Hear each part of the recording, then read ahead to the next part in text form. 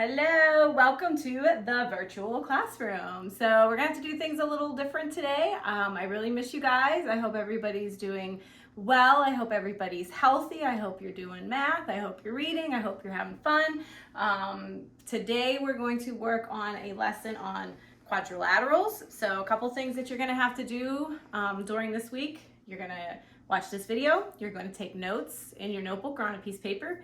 You are going to work on an IXL skill to practice the quadrilaterals, and then you have a Mastery Connect assignment to go in and complete so you can see how well you've mastered the skill. So we're going to start with the notes. So you will need to take these in your notebook or on a piece of paper. Like I said, what I write up here, you're going to want to have with you because you're going to be able to use your notes during the IXL and during the Mastery Connect, and it's going to help a lot because I'm going to give you a secret clue that makes reading the chart very easy when answering some of the questions that they ask you. So quick review, we learned in third grade about polygons, and you guys learned that they are closed figures and they had to have straight sides. So you should remember that from third grade. Third grade, you learned about three-sided polygons, which are your triangles. And then you had a bunch of different triangles. You had right triangles, isosceles triangles, scalene triangles.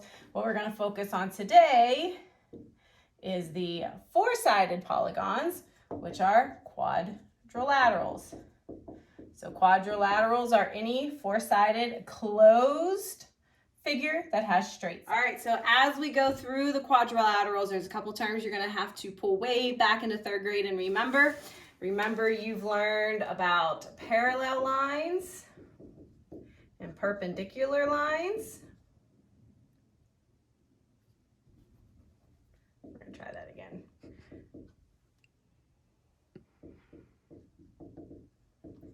So remember, parallel lines are lines that will never intersect and they stay the same distance apart forever. Perpendicular lines are lines that will intersect, and where they cross over, they create 90-degree angles. So you need to remember these terms as we talk about the quadrilaterals. Back to quadrilaterals. So the first quadrilateral we're going to talk about are parallelograms. Okay, so a parallelogram is a quadrilateral, so it has to have four sides. Right here in the word gives us a clue, parallel. So we are looking at a shape that has two sets of parallel sides. So these, the top and the bottom are parallel lines, and your two sides are parallel to each other. So parallelogram is going to have two sets of parallel sides. They're also going to have opposite sides that are equal to each other, which means the top and the bottom are equal to one another, the same distance, and the two sides are equal to one another. They're the same distance. Now, so opposite of a parallelogram has two parallel sides. We're going to look at another type of quadrilateral that's called a trapezoid. And a trapezoid is only going to have one set of parallel sides. So you can see the top and the bottom are parallel to one another, but the two side ones aren't.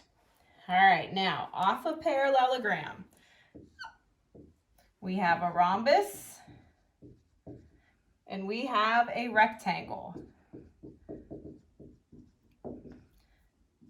So a rhombus is a quadrilateral. It's also a parallelogram. So that means that it has to have four sides and it has to have parallel sides that are equal to each other. So a rhombus is unique because a rhombus has exactly four sides that are all the same length.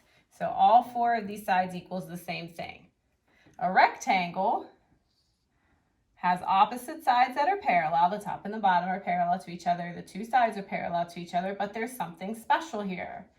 We have perpendicular lines that have created these four right angles that are in a rectangle. The last quadrilateral we're going to talk about today kind of combines the two unique attributes of a rhombus and a rectangle together, and that's where we get our square. Now a square has 1, 2, 3, 4 equal sides, just like the rhombus does, except in a square, we've got those four right angles again. We've got the perpendicular lines that have created the four right angles. Okay, now We've talked about how in 5th grade, they don't ask you the easy questions anymore. They are always going to ask you some questions that require you to dig a little deeper. So they're not just going to ask, what does a rectangle look like? They are going to ask some trickier questions. And I'm going to give you the clues to help you figure that out.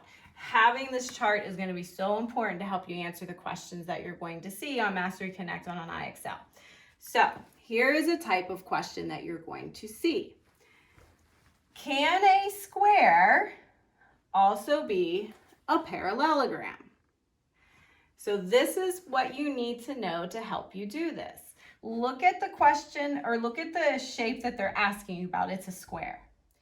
Anything that is above that, going all the way up to polygons, will be always. So a square will always also be a rectangle. It will also be a rhombus. It will always be a parallelogram. It will always be a quadrilateral. It will always be a polygon. So as you're starting with the shape they're asking, if it is part of what's above it, then you would say, yes, it's always going to be that other shape. So I asked if a square could also be a parallelogram. The answer would be yes, that a square is always a parallelogram, because parallelogram is above the square and they're in the same family here. Let's think of another one. Could a rectangle be a quadrilateral? A rectangle is always going to be a quadrilateral because the quadrilateral is up above here and it's connected to, the rectangle is connected to the quadrilateral. So anytime you're trying to connect a shape here and there is something above it, it's going to be always. A rhombus is always going to be a parallelogram. It's always going to be a quadrilateral. It's always going to be a polygon. A trapezoid is always going to be a quadrilateral. It's always going to be a polygon. A square is always going to be a rectangle. It's always going to be a rhombus. It's always going to be a and it works its way up. Now let's look at when you're starting with a shape here and trying to connect it to a shape that's down below. Can a parallelogram be a square? Well, here's the trick. If you're starting at the top and you're going down, the answer is sometimes. Can a parallelogram be a square? Sometimes it will. Can a parallelogram be a rhombus? Sometimes it will. Can a parallelogram be a rectangle? Sometimes it will. So if you're starting at the top looking down, your shapes will sometimes be one another. Now let's look at shapes that don't connect at all. Like you can see the parallelograms are all on this side, but this trapezoid is hanging off to the side here. When they are not connected, your answer is never.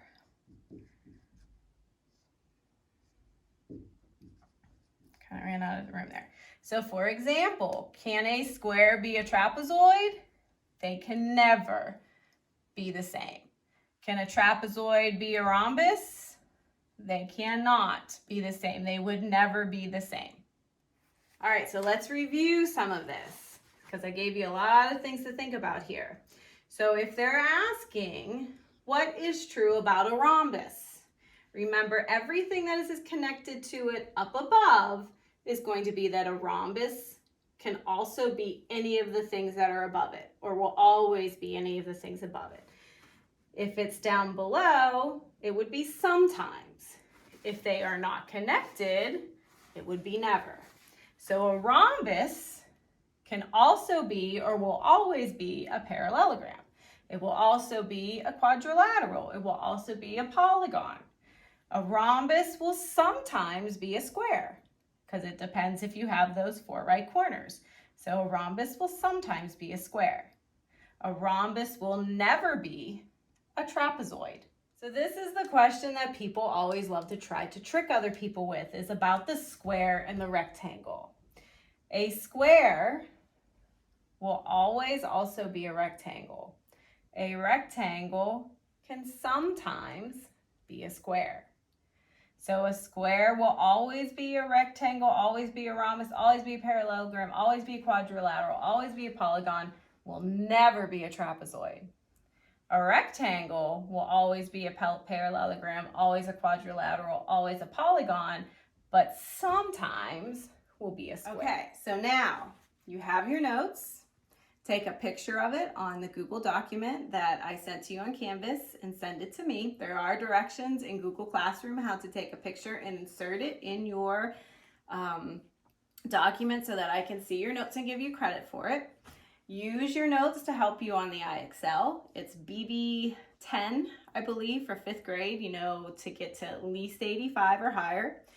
And then look at Mastery Connect. There's 10 questions, asking you questions like I just did about, you know, what is true of a rhombus? Could it be this? Could it never be this? Would it sometimes be this? So questions like that. Remember, at 11 o'clock and 2 o'clock every day, I'm at Open Zoom. So the codes are on Canvas on the homepage that you can zoom in and ask me a question if you're struggling with any of these concepts or need some help or need some clarification. We can talk about it on Zoom. You can also email me a question on Google Classroom if you have a question, and I will be happy to try to help you that way.